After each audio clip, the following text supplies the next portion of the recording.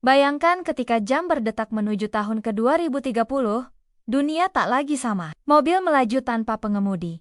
Kantor-kantor digantikan oleh ruang virtual, dan algoritma tahu lebih banyak tentang kita dibanding orang tua kita sendiri. Di belahan dunia lain, negara-negara maju mengorbitkan satelit kuantum, memperdagangkan energi matahari antar benua, dan mengganti tentara dengan robot tempur.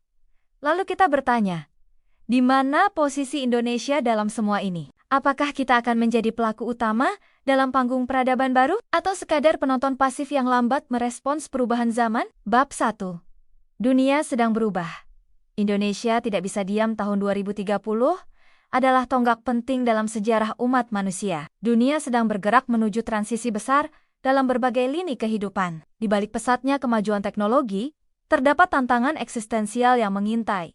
Krisis iklim yang makin parah, otomatisasi kerja yang mengancam jutaan lapangan kerja, perang, data dan kontrol digital yang menggantikan perang senjata. Perubahan geopolitik global yang menggeser pusat kekuatan dari barat ke Asia. Indonesia tidak bisa bersembunyi dari pusaran ini. Kita tidak lagi hidup dalam dunia terpisah. Apapun yang terjadi di Silicon Valley, Beijing, Tokyo, hingga Dubai akan berdampak langsung pada pasar kerja, pendidikan, ekonomi, dan kehidupan masyarakat kita. Dan ini bukan sekadar retorika, ini fakta sejarah yang sedang kita jalani. Bab 2.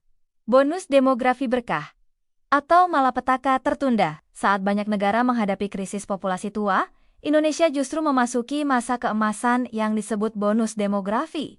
Ketika mayoritas penduduk berada pada usia produktif 15-64 tahun, pada 2030, diperkirakan lebih dari 70% populasi Indonesia adalah usia kerja. Namun pertanyaan besarnya bukan soal jumlah, melainkan kualitas. Apakah bonus ini akan menjadi mesin pertumbuhan ekonomi? Ataukah justru menjadi beban sosial jika generasi muda tidak dibekali keterampilan masa depan? Sayangnya, banyak tanda yang mengkhawatirkan. Tingkat literasi digital yang rendah di kalangan remaja, pengangguran terdidik yang terus meningkat, kesenjangan antara sistem pendidikan dan kebutuhan industri, dominasi kerja informal dan rendahnya produktivitas jika ini tidak dibenahi sekarang. Maka pada 2030, kita tidak akan memanen kekuatan. Kita akan memanen frustrasi sosial. Bab 3. Perekonomian di era digital. Indonesia menuju superpower atau super gap. Banyak proyeksi menyebut Indonesia akan menjadi ekonomi terbesar kelima di dunia pada ke 2030. Namun itu hanya bisa terwujud jika kita memanfaatkan gelombang transformasi digital. Tantangan dan peluang ada di depan mata. Ekonomi digital. Startup Indonesia berkembang pesat. Tokopedia, Gojek, Traveloka hanyalah awal. Tapi tantangan berikutnya adalah menciptakan inovasi teknologi murni, bukan sekadar platform perdagangan. Industri 4.0 dan 5.0. Otomatisasi pabrik, robotisasi, AI semua memerlukan tenaga kerja berkualitas tinggi. Sayangnya, lulusan SMK dan universitas kita masih banyak yang gagap teknologi. Ketahanan ekonomi, Indonesia masih tergantung pada ekspor komoditas mentah.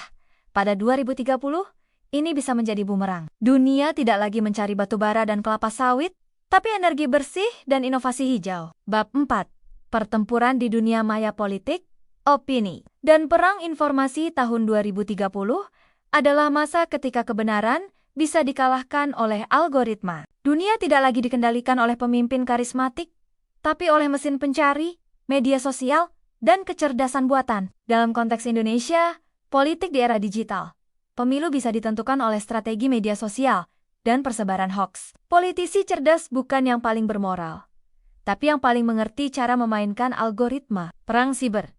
Indonesia menjadi target dan pelaku dalam perang data. Serangan terhadap infrastruktur digital, pencurian data penduduk, hingga manipulasi opini bisa menjadi senjata. Masyarakat terkotak-kotak.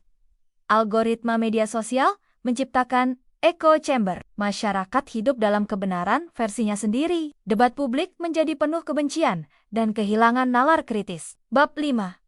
Krisis iklim dan ekologi bencana sudah di depan mata. 2030 adalah batas waktu terakhir untuk menahan kenaikan suhu bumi di bawah 1,5 derajat Celcius. Jika gagal, dampaknya sangat nyata bagi Indonesia.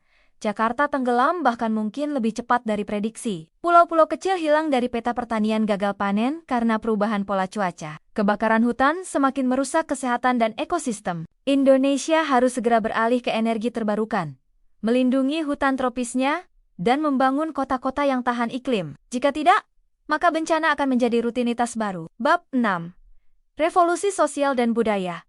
Antara nilai lama dan tekanan zaman dengan dunia yang makin global. Budaya lokal Indonesia terancam terkikis.